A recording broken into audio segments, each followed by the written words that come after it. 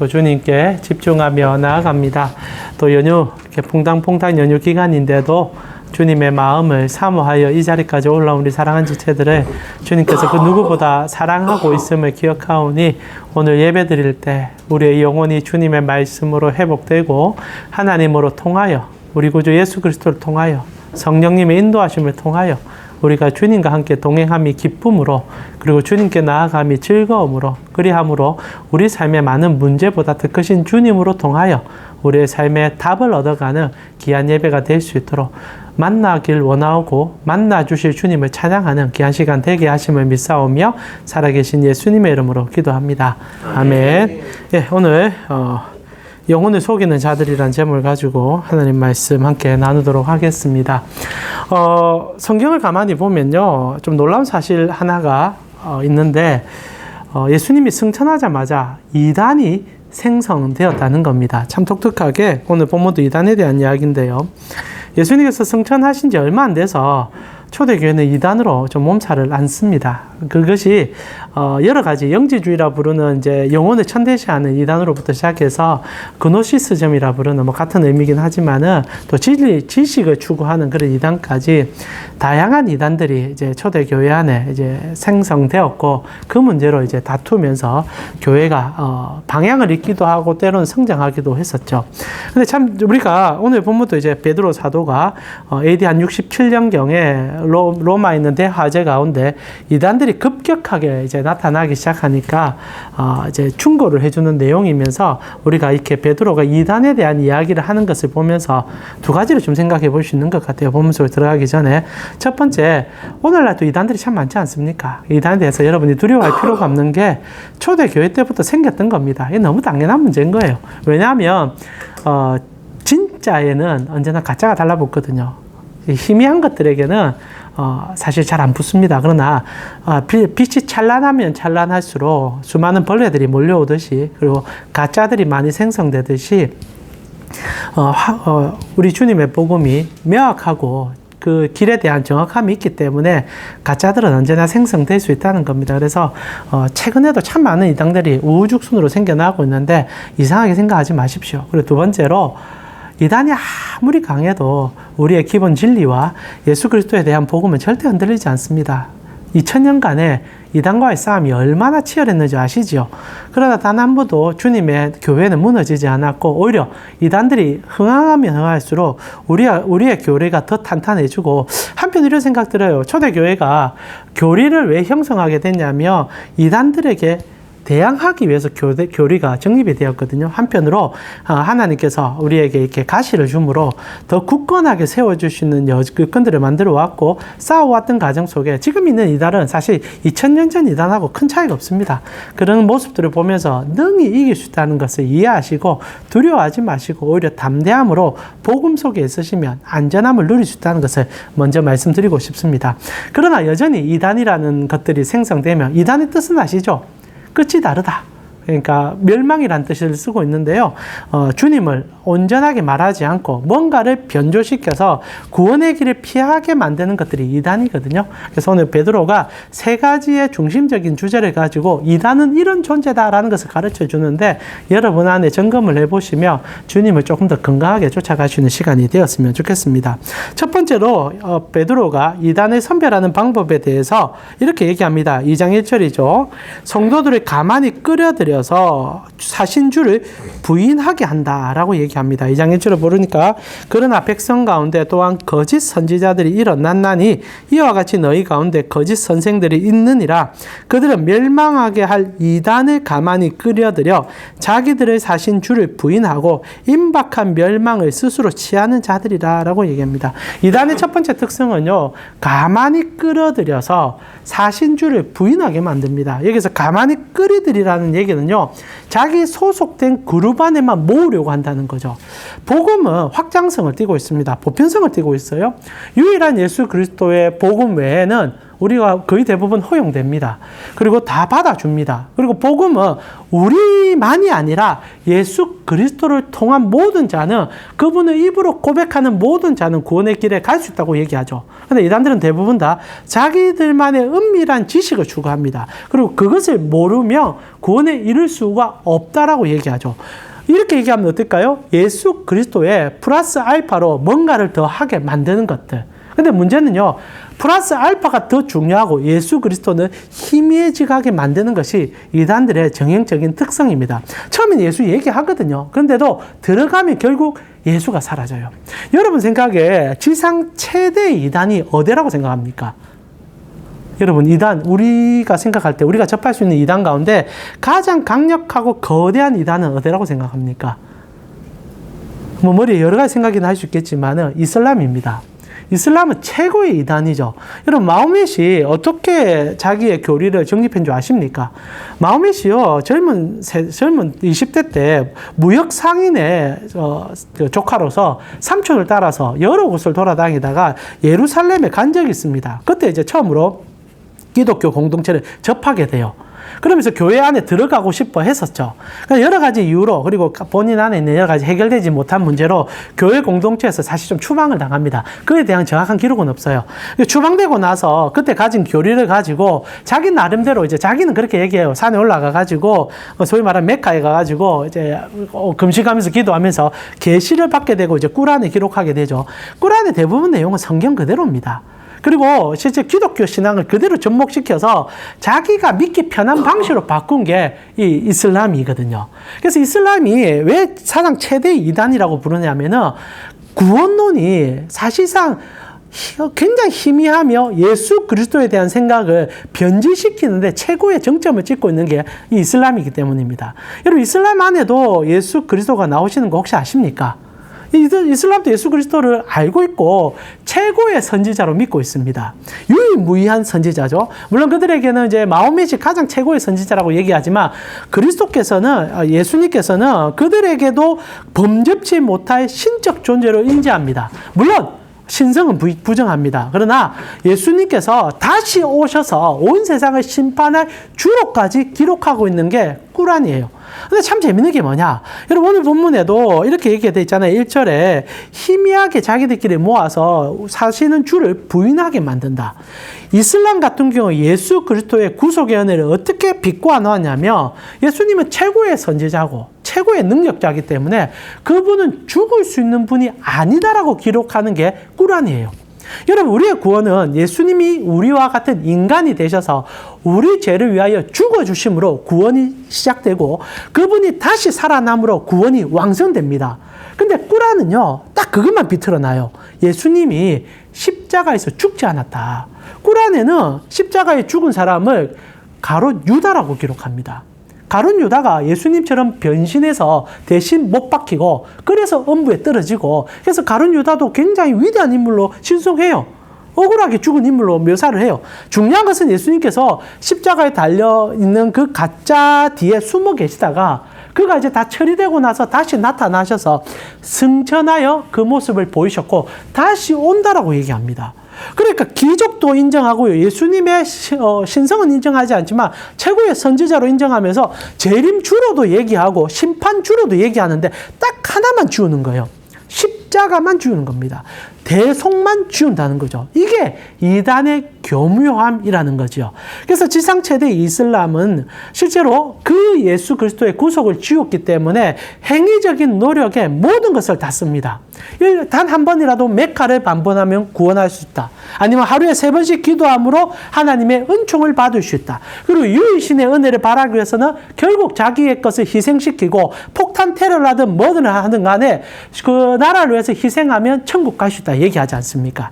이게 이제 이단의 정점에 있는 그들의 모습이고, 오늘날도 이단들은 대동소이하지만 거의 대부분 예수 그리스도의 구원 가운데 십자가의 은혜와 그분의 희생제사를 비틀어서 어떤 사람을 대입하든지 인간의 노력을 집어넣든지 교묘하게 자신들의 지식으로 주장하든지 간에 그것을 치환하여 구원이 있다라고 얘기한다는 거죠.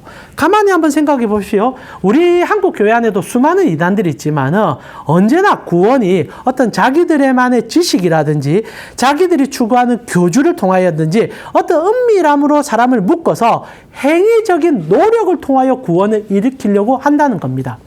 예수 그리스도의 십자가에는 자유함이 있습니다. 여러분의 희생과 공로 이전에 그리스도의 공로가 먼저 됩니다. 근데 그거를 철저히 배제시키고 그리고 여러분의 노력을 통하여 구원을 일으키겠다는 거. 근데 이게 정말 잘 먹혀 들어가거든요. 죄인들은 그게 더 편합니다. 여러분 복음이 복음답게 느껴지지 않는 이유는 은혜 때문입니다. 주님께서 다 해주셨지 않습니까? 그래서 여러분 그걸 받아들이고 기뻐하면 구원에 이릅니다. 근데 이게 정말 손에 안 잡히거든요. 이게 뭔가 보이지 않는 거거든요. 근데 누군가 여기다가 기도를 조금 더 해라. 아니면 누군가 여기다가 이런 희생을 더 해라. 아니면 어떤 그 교리적 차원이 있으니 성경 공부 열심히 해가지고 요거 정말 잘 이해하면 구원받을 수 있다. 그럼 오히려 만족감이 생기고 더 여유가 생길 수 있다는 거죠. 그래서 언제나 이단들은 계층 사다리처럼 뭔가 지식적인 것이나 아니면 어떤 노력을 통하여 구원을 줄 수 있다 얘기하면서 예수 그리스도의 십자가를 비꼬아 살짝 겉들어서 우리에게 제시하는 거죠. 그래서 오늘 베드로가 얘기합니다. 모으는 자들과 그 모험을 통하여 그리스도의 사신 주를 부인하는 십자가의 죽음을 부인하는 자들이 있다면 빨리 떠나라. 빨리 떠나라. 이것이 이단의 첫 번째 이유이죠.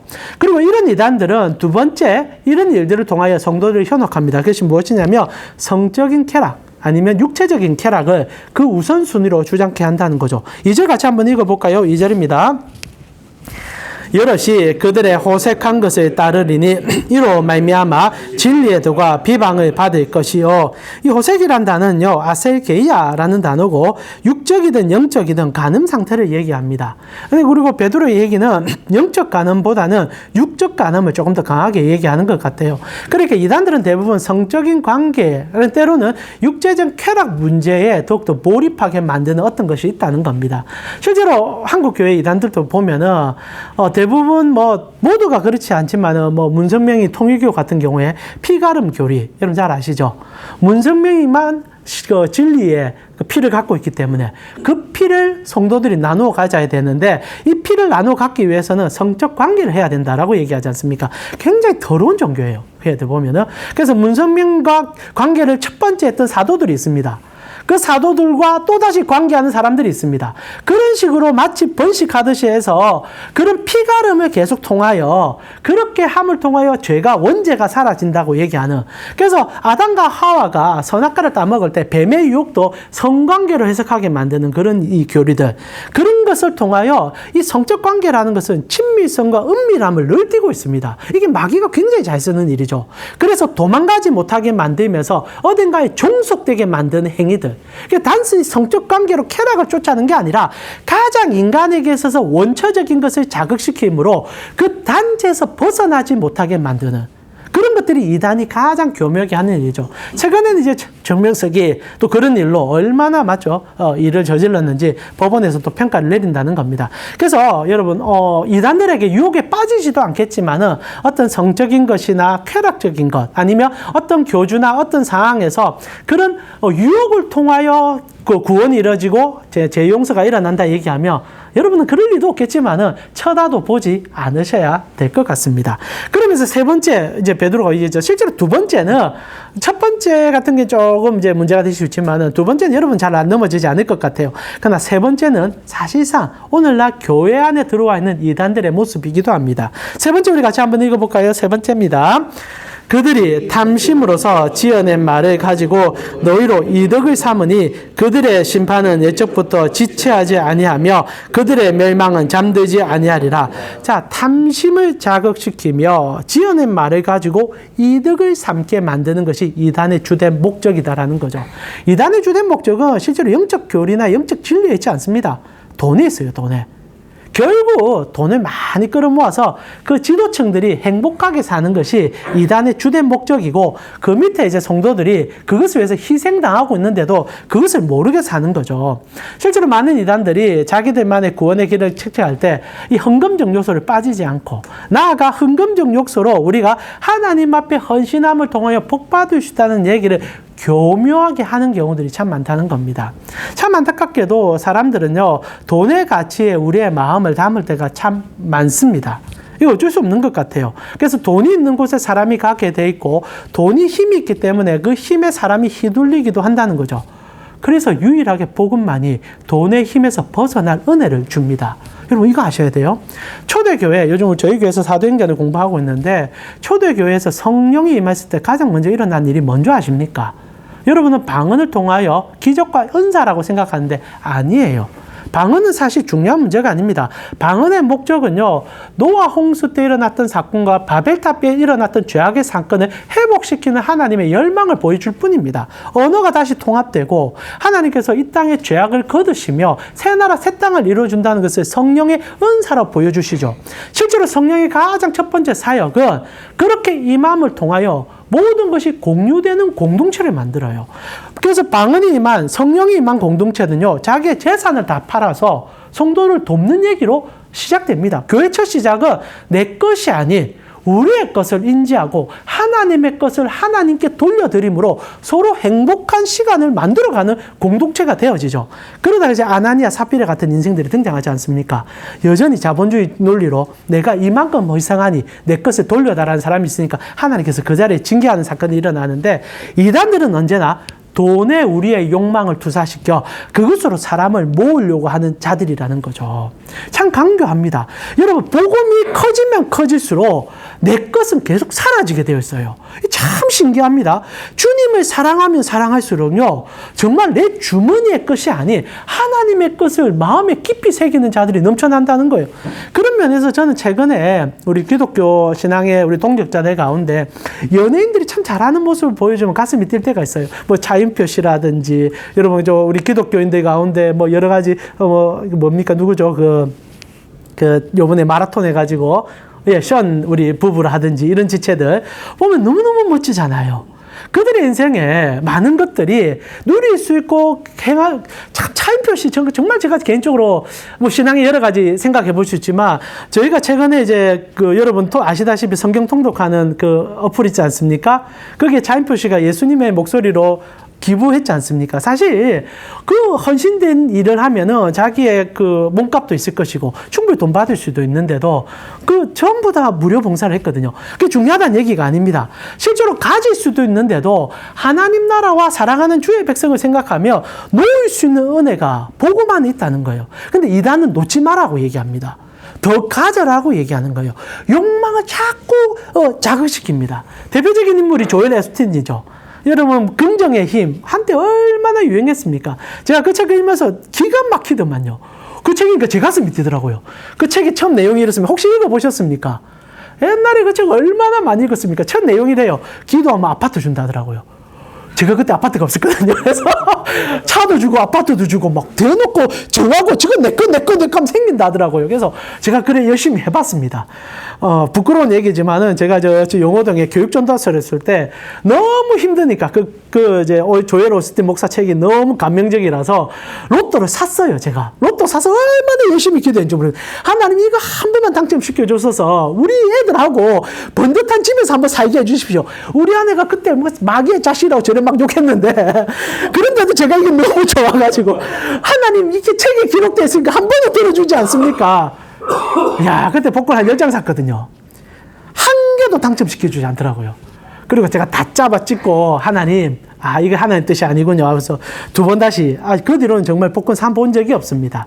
때로는 저도 속았지만 여러분도 속는다는 거죠.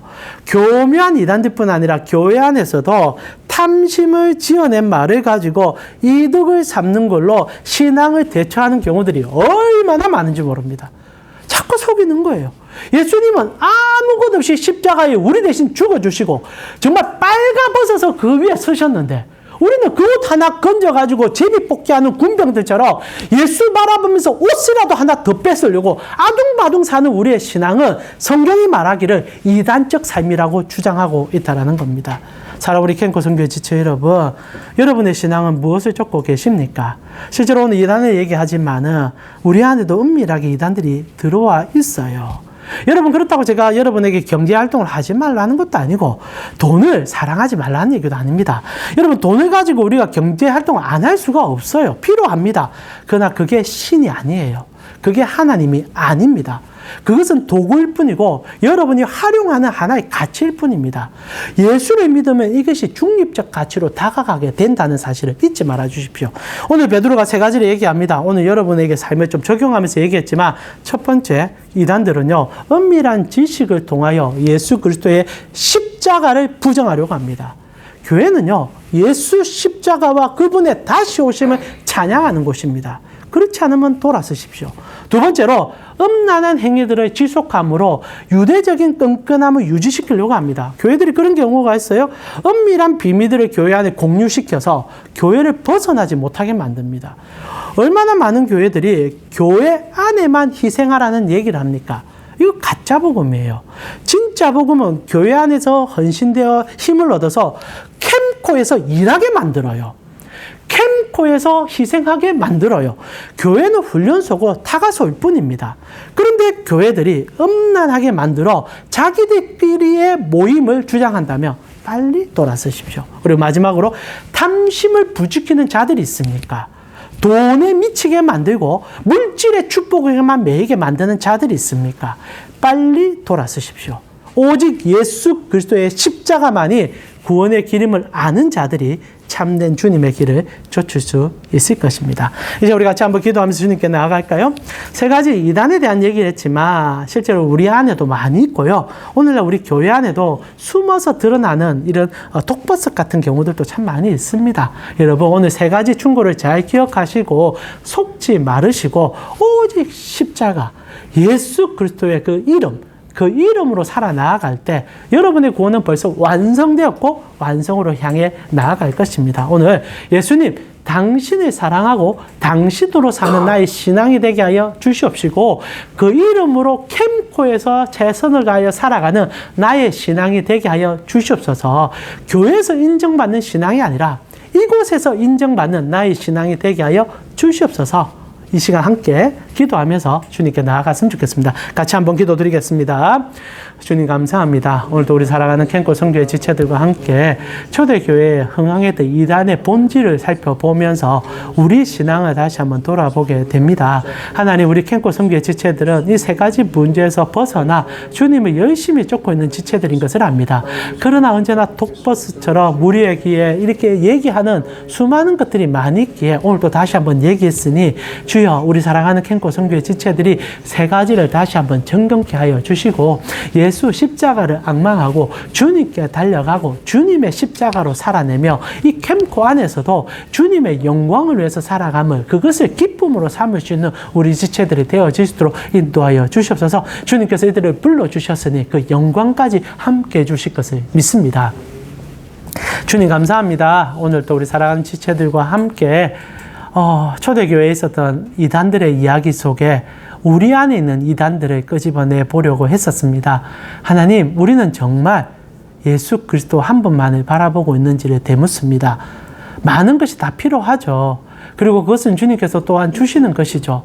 그러나 그것이 우선이 되어서 주님을 그 밑에 집어넣는 어리석음을 범하지 않는지, 우리의 신앙이 무엇으로 시작됐고 무엇으로 끝난지를 오늘 다시 한번 되새겨 보았으니 하나님, 오늘도 이렇게 참석한 우리 지체들에게 예수 그리스도의 그 은혜와 십자가의 복음을 덧입혀 주셔서 예수로 옷 입고 살아가는 그 삶이 가장 영광스럽다 말할 수 있는, 그리함으로 이 캠코 안에서 예수로 정직과 성실과 겸손함으로 살아가며 그것이 주님 앞에 자랑거리가 되는 이들이 되어줄 수 있도록 지켜주시고, 교묘하게 속이는 수많은 얘기 속에서 벗어나 주님을 온전히 따르는 이들이 되어질 수 있도록 인도하여 주시옵소서. 지금은 우리 주 예수 그리스도의 은혜와 하나님 우리 아버지의 무한하신 사랑과 성령님의 감화, 감동, 교통케 하심이 예수 십자가, 그 은혜의 통로를 바라보고 그분과 손잡고 걸어가길 원하는 켄코 선교의 지체들 머리 위에 지금부터 영원토록 함께 있을 지어다. 아멘. 아멘. 주님과 함께 살아가시길 기도합니다. 네.